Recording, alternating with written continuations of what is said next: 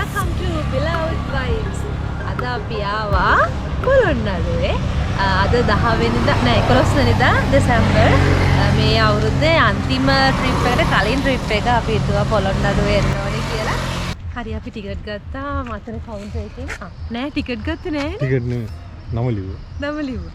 මේ ටිකට් ගත්තේ නෑ ටිකට් ගන්නවා කියලා අපි හිතන් ආවා. මෙතන ටිකට් ගන්නේ නෑ බලන්න. මේ මියුසියම් එක තියෙනවා එළියේ ඇලගාවනේ. ඇලගාවදී. අපි එතනට යන්න. මේ මියුසියම් එකට යන්න 120ක ටිකට් එකක් ගන්නවා. මේ ටිකේ මේකට වෙන. මේ ටිකේ යන්න ටිකට් ගන්නේ නැහැ. මුලින්ම අපිට යන්න කිව්වේ දකුණු පැත්තට. ඒ පැත්ත තියෙනවා කිව්ව කුමාර පොකුණයි ඒ ටික අපි ඉස්සල්ලා ඒ ටික බලලා එමු. පටන් ගන්නකොට මොකද කියනවා මෙන්න මේ ලොකු බිත්ති දෙක කුමාර පොකුණයි අවුටර් සිටි එකයි යමාරුවේ මේ මැප් එකක් ඉල්ලගත්තා. එතන හොඳ ලේඩි කෙනෙක් හිටියේ එයා කරහල අපිට මැප් එකකුත් දුන්නා. නැත්තම් මේ මැප් එක ගන්න ඕනේ අතනින්. කොතනින්ද? මැප් එක ගන්න වෙන්නේ නැත්තම් මේ මියුසියම් එකේ. තල්ගසුත් තියෙනවා නේ මුදු පොළොන්නරුවේ. මේ පරණ මාලිගාවද? මාලිගා භූමිය නේදනේ.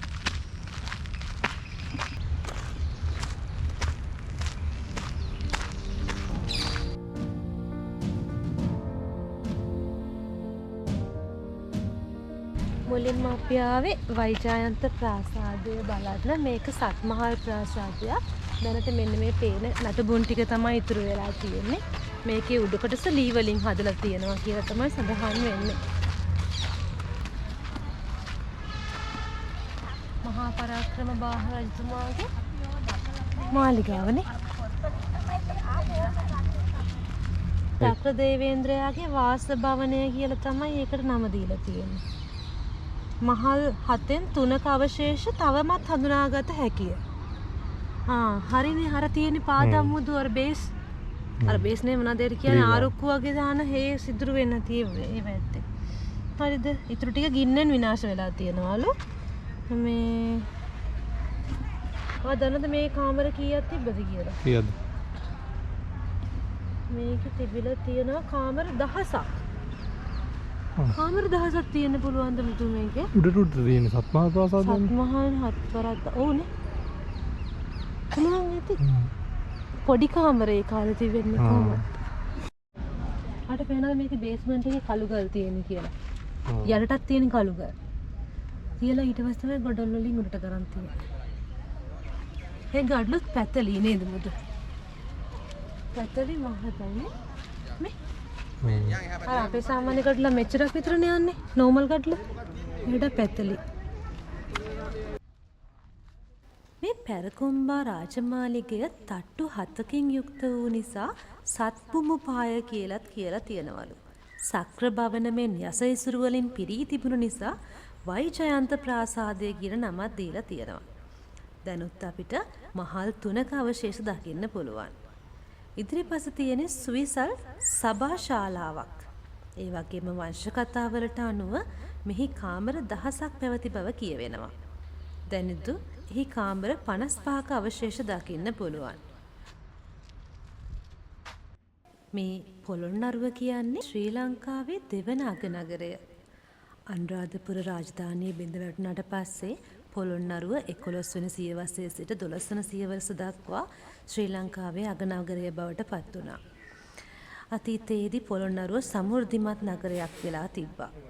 පස්සේ ඉතින් එය වැලිතලාවෙන් යට වෙලා වනයෙන් වැසී ගිහිල්ලා නටබුන් නගරයක් බවට පත් වුණා. මේ නගරයේ විශේෂත්වය තමයි සිංහල දෙමළ ජනතාව සහ බෞද්ධ හින්දුන් අතර පැවති සහජීවනය. පොළොන්නරුව ප්‍රථම වරටම අගනුවරක් ලෙස තෝරාගෙන තියෙන සොලින් විසින්.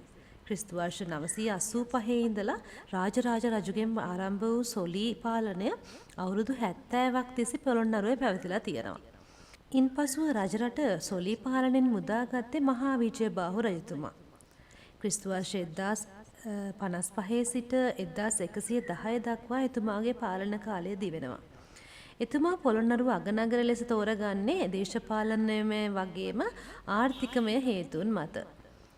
එතුමා සොලින් විනාශ කර විහෙර විහාර අලුත් වැඩියා කරලා සමෘද්ධිය අඩිතාලම දාලා තියෙන්නේ පොළොන්නරුවට. පොළොන්නරු සමෘද්ධිය උච්චස්ථානයට පත් කළේ මහා පරාක්‍රමබාහු රජතුමා. එතුමා ශාසනික මෙන්ම ආර්ථික සංවර්ධනය ඇති කරන්න විශාල මෙහෙවරක් කරලා තියෙනවා.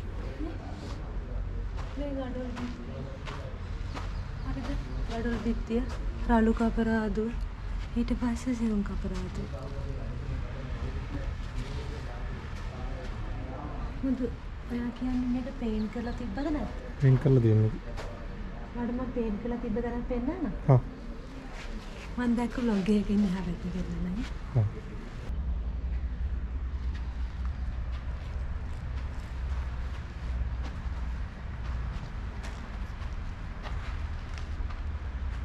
පේනද මේ මෙතන සිප්පි කට්ටක් තියෙනවා. මේ වැල්ල මේක හදලා තියෙන වැල්ල මේ දැන් අපි වැලි හලලානේ ගන්නෙ. මේ පිරිසිදු වැල්ලකින් නෙමෙයි හදලා තියෙන්නේ. මේක මොනගෙන ඉන්න හේතුවක් නැති. ඉතින් ඔත්තන කොච්චර තාක්ෂණය දියුණුව තියෙද නේද? මේක අවශ්‍ය නැතුවද? ඕනේ නැතුවද? කපරානේ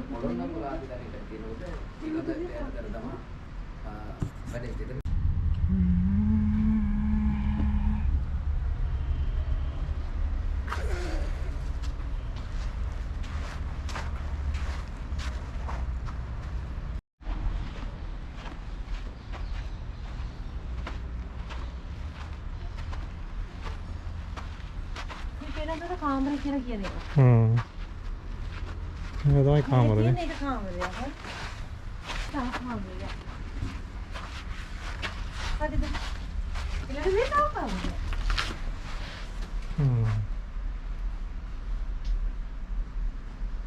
මේක තමයි මුදුම පොත් පාඩම් කරන්නේ. ක්ලාස් කරේ ඔන්ලයින් ක්ලාස් කරේ. ඔන්ලයින් ක්ලාස් කරේ මෙතන. මෙතන තමයි මුදුම මේක වෝඩ්‍රොබ්. එන්නකො පෙන්නන්න. හරිද? මෙහෙම ඇවිල්ලා කම්මැලි වෙලා අවුරු උඩට අටුන්න ගිහම මෙතන.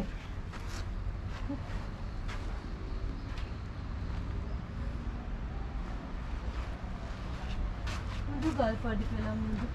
ගල් දෙක මම හිතුවේ සිමෙන්ති හදද්දක් කියලා. නෑ ගල් මේ කොච්චර ෂාප්ද බලන්නකෝ ඒ කට් එක.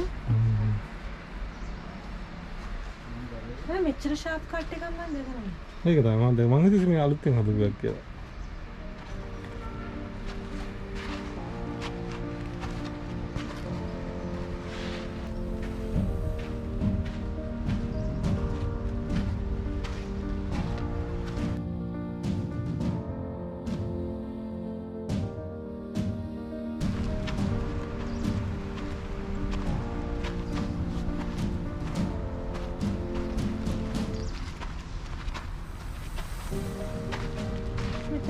ආසනයක් තිබිලා තියෙනවා. මෙන්න මම ඔයාලට පෙන්නනවා කිව්වේ මේ පේනවද ඔයාලට බිත්තියේ කැටයන් දාලා අර ඉරි දාලා හැඩ හදලා තියෙනවා. කලර් එක පේනවද රතන ඔයාලට? ඕනේ. මේ මෙතන උඩත් මේ ඔක්කොම කැටයන් තියෙන්නේ. කැටයන් දාලා තිබි ලස්සන තිබිලා තියෙනවා. ලස්සනට හදලා තියෙනවා. ෆිනිෂින් එක හොඳට තිබිලා තියෙනවා කියන එක තමයි කියන්නේ. කණුවක් වගේ දාලා. කණුවක් නෙවෙයි නේ මුතු. ඒතර වෙනස් මුතු ඒ කියන්නේ. සමාන නෑ දෙපැත්ත.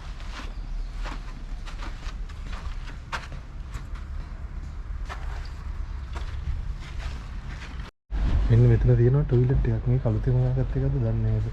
නෑ පාරමිත අපේන. නෑ දැන් මේ වැඩි කොට දාලා තියෙනවා. හැබැයි දැන් තමයි කැණීම් වගේ නිකන් පාදලා ගන්න තියෙනන්නේ.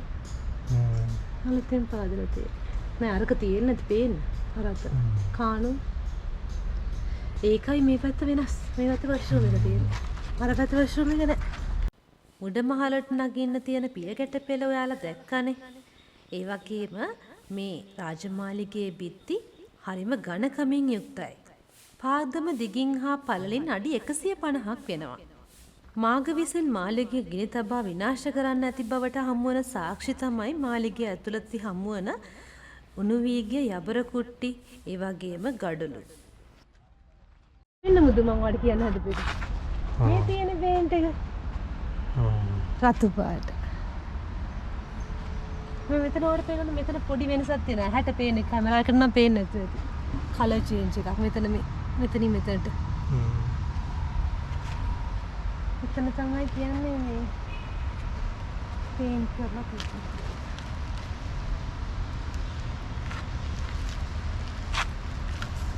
තියාගෙන හදිට. මේ සමනවල ඉන්නවා ගොඩක් නේ.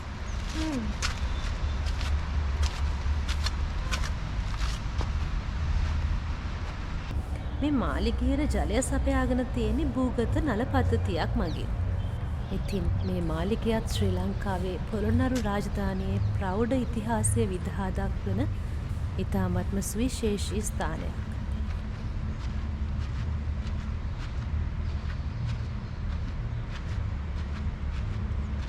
මෙතන ප්‍රාකාරය ගයිස්.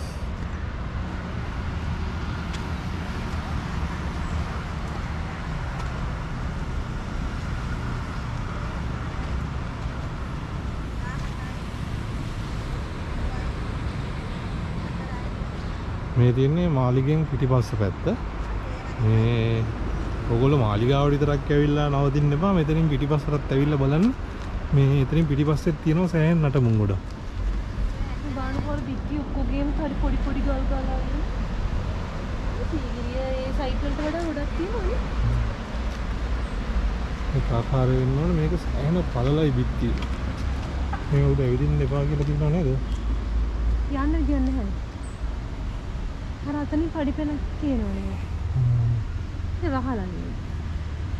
පස්සේ රජ කාලෙම වහන්න නැති මං හිතන්නේ මොකක් කර කීස්සක් කියලා. අතන්ට යන්න බැරිද අපිට? යන්න මම දන්නේ නැහැ. අතනින් යන්න තියෙනවා. අතන ඉස්සර යන්න තියෙනවා. මෙතනින් ගිහින්. ඔව් එතනින් ගිහලා යන්න. පයින් මෙතනින්ද? පුළුවන් පයින් තනියම. තොන්.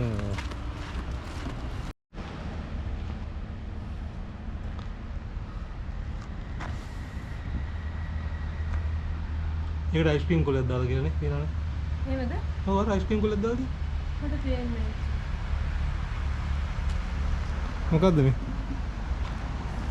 මෙස්ටිකිරි වලක් වෙන්නේ. මේ මෙතනින් කනවත් තියෙන්නේ. ආ උනේ. වතුර වලක් හරි.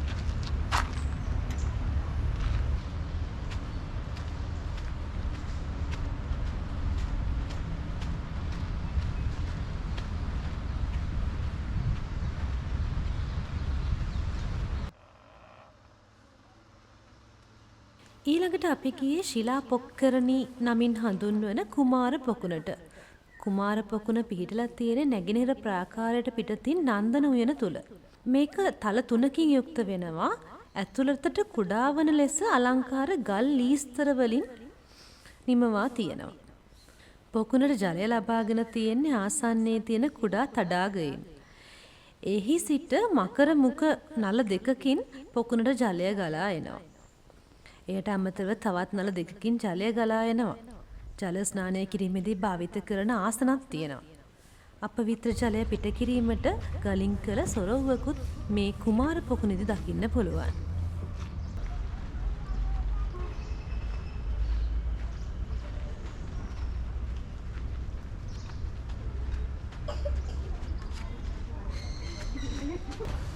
ඕලන වෙනවා ගයිස් මේක නම් සුපිරිම ස්විමින් pool එකක් ආයේ.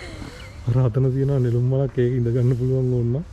හරිද? එතකොට මේ වටේම තියෙන ඉඳ ගන්න පුළුවන්. සමහර මේක මෙච්චරක් විතරවත් වතුර පුරවලා තියෙන්නේ නැති නේ. උඩට තියෙන්නේ? උඩට තියෙන්නේ නැති.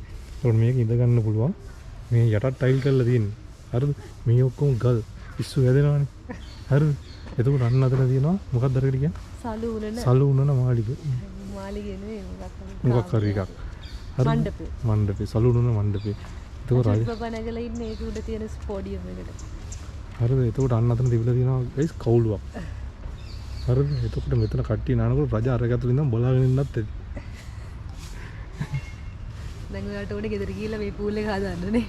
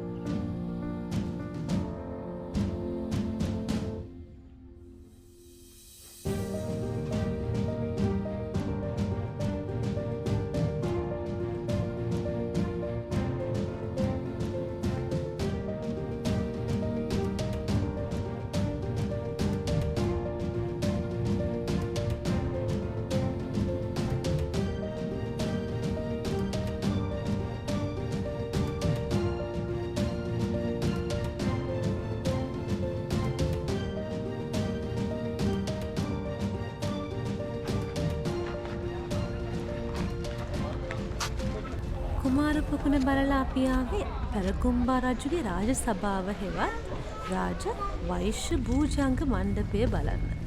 දිගින් අඩි 75ක් සහ පළලින් රාජ සභාව මාලක 3කින් යුක්ත වෙලා තිබිලා තියෙනවා.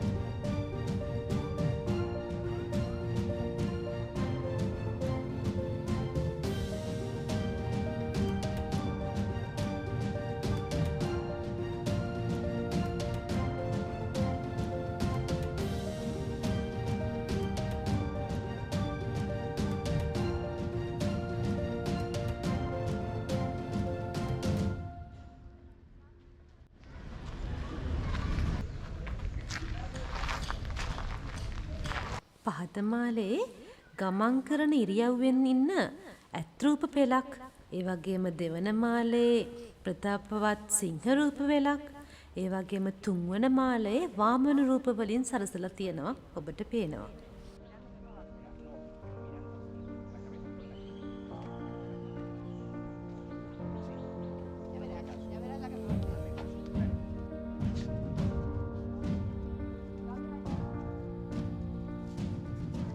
මේ රාජ සභාවේ එක පෙළට කණු 12කින් යුත් කැටයම් සහිත ගල් කණු පේලි 4ක් තියෙනවා. ඇතුල් වන දොරටුව සඳකඩ පහන කොරවක් ගල් වලින් අලංකාර කරලා තියෙනවා. මෙය ප්‍රථමයෙන්ම ප්‍රතිසංස්කරණය කරලා තියෙන දෙවන පරාක්‍රම බාහු රජතුමා විසින්. මේක තමයි guys භූගත හිර මැදිරියක්. ඉතින් මෙතන ඉස්සරහා තමයි තියෙන්නේ ඒක.